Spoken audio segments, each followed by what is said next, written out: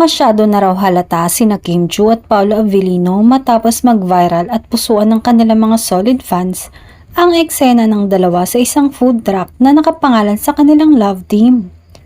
Ayon sa nasabing ganap ng Kim Pao kung saan pinagsisilbihan ni Kim si Paolo sa pag-order nila ng isang cold coffee drink sa food truck. Habang hawak ni Paolo ang kanyang plastic tumbler, aligaga naman si Kim sa pagkuha ng straw at ito pa mismo ang nagtusok sa inumin ni Paolo. Wala namang kamali-mali siya si Kim sa pagbibigay nito ng atensyon at pag-aalaga kay Paolo.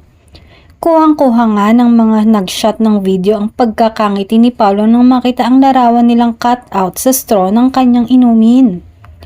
Noon lang nasaksihan ng mga netizen si Paolo na napangiti ng ganito kasolid na hindi raw kailangan pang i-validate.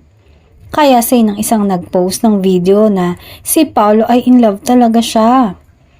Para nga raw teenager sa pagkakangiti niya si Paolo at kahit silang mga fans ay natuwa sa naging reaksyon ng aktor. Bukod nga sa napansin nilang reaksyon ni Paolo, pinansin din ng mga fan ng galawan ng dalawa at sinabing masyado na raw halata ang dalawa sa kanilang relasyon. At kahit hindi raw aminin ng Kim Pao ang kanilang relasyon ay ramdam na ramdam nila ang unawaan ng dalawa.